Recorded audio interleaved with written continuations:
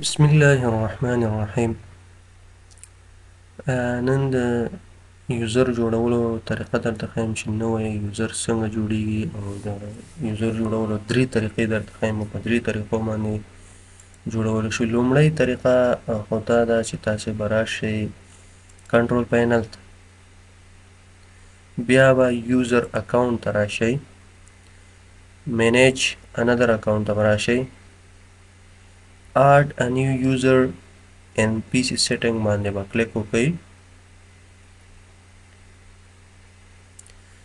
add someone else to this PC به کلیک کړئ،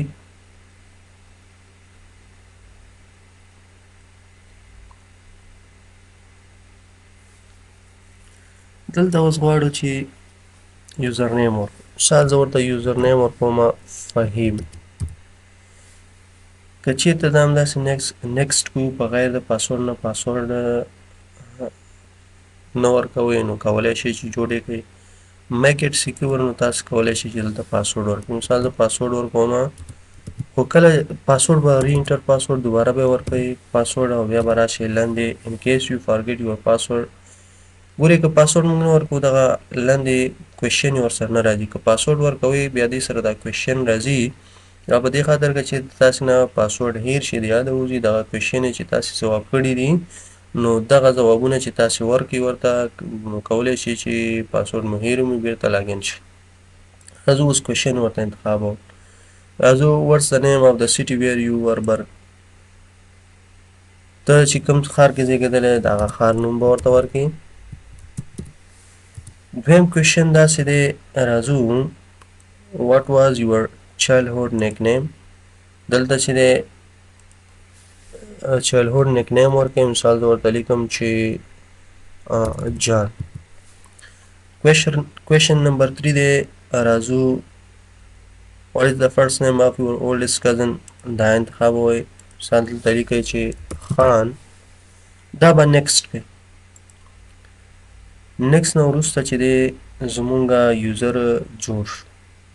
ګورئ کله چې وینډوز کی پلس ایل بټن ووهو، وینډوز بټن او ایل بټن، سکرین لاک کېږي، موږ ته یوزر ښیي چې ستا یوزر دا دی دلته جوړ شوی دی او شته فهیم به. دوباره به راشو، دا به زه کلوز کړمه. دا یو طریقه. دویمه طریقه، تاسې به په دیس پی سي رایټ کلیک وکړئ، مینیج باندې به کلیک کړئ،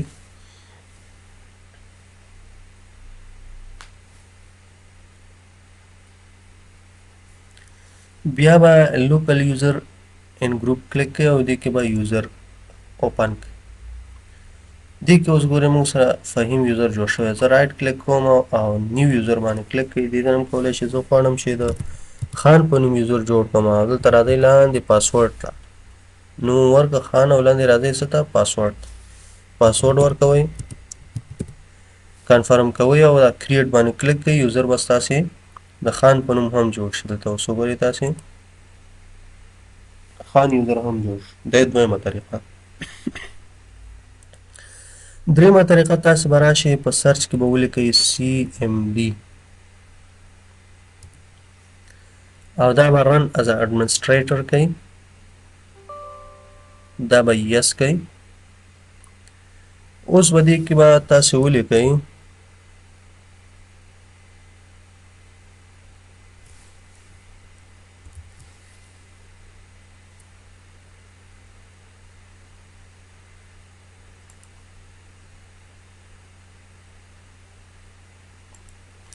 دلته به تاسې ولیکئ چې یوزر اډ کوئ ولیکئ نیټ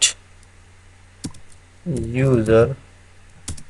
دلته مثال زه لیکم چې ولی نوم ورکوئ نیټ یوزر او ورپسې چې دی د یوزر نیم لیکئ. مثال ولی مې ولیکه، سپیس ورکوئ. که پاسورډ ورکوئ پاسورډ به ولیکئ، که یې نه ورکوئ ډایرکټ به زه ورکوم پاسورډ. مثال 1 2 3 4 دا مې پاسورډ ورکړه، سپیس به ورکوئ سلش، دلته به ولیکئ اډ، دا مې ولیکه. کله چې دا تاسو ولیکئ او انټر یې کئ نو د کمانډ کمپلیټډ سکسسفولي یوزر جوړ شو. دا دریمه طریقه شو. اوس که چېرته راشو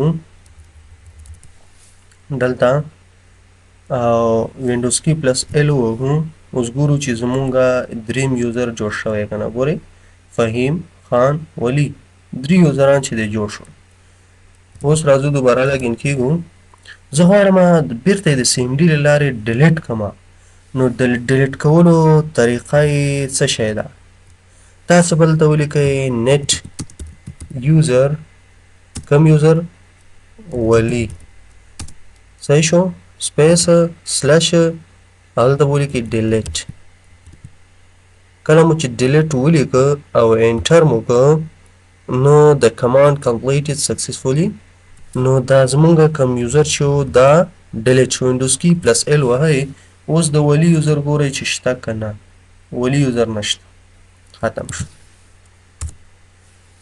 اوس راځو دغه نوي یوزران چې دی که دا چیرې تاسې ډیلیټ کوئ هغه هم ډیلیټ کولو اسانه طریقه ده راځئ دلته کنټرول پینل ته